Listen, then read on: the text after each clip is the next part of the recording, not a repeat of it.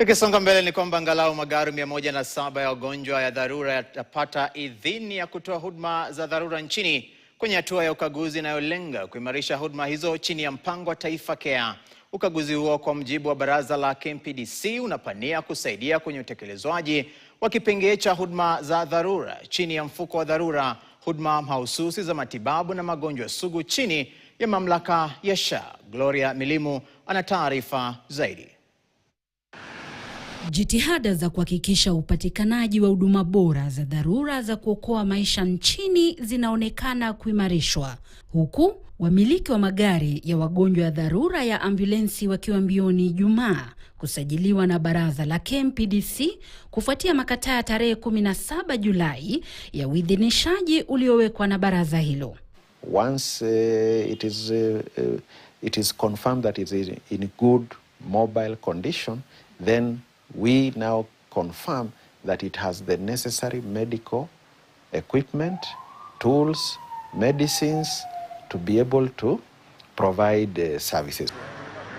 Kwa mujibu wa KMPDC, magari 107 kati ya 180 ambayo yametuma ombi la kusajiliwa yamepewa leseni ya kutoa huduma hizo nchini kulingana na mahitaji ya kisheria na kanuni zinazosimamia huduma za dharura za kimatibabu nchini. We are in the process of finalizing for all of them.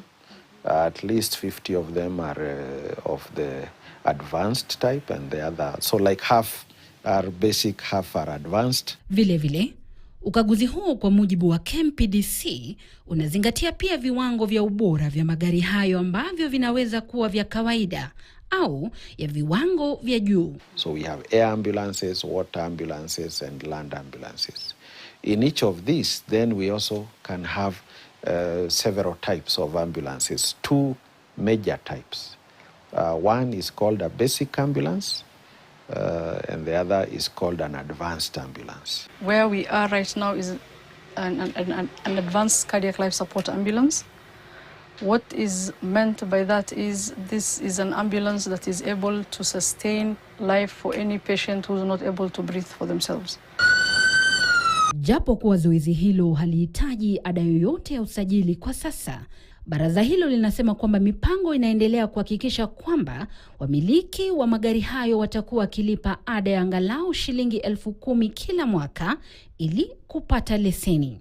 Idhini hiyo sasa inatoa nafasi kwa magari hayo kusajiliwa rasmi pia na mamlaka ya SHA ili kutoa huduma za dharura ambazo zinajumuisha ajali, mshtuko wa moyo, uvujaji damu miongoni mwa hali zingine za dharura bila malipo yoyote katika kipindi cha saa 24 za kutokea kwa visa hivyo. The deadline was for the intensive phase of the registration process.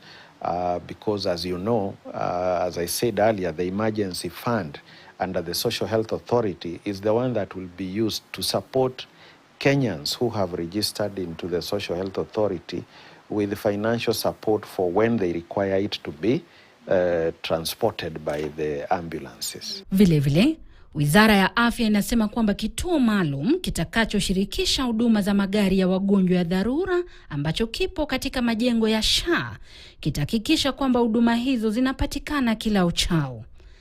Huduma hiyo kwa jina 112 Lifeline inasemekana kuwa mojawapo ya hatua za kuhakikisha uafikiaji wa malengo ya afya bora kwa wote.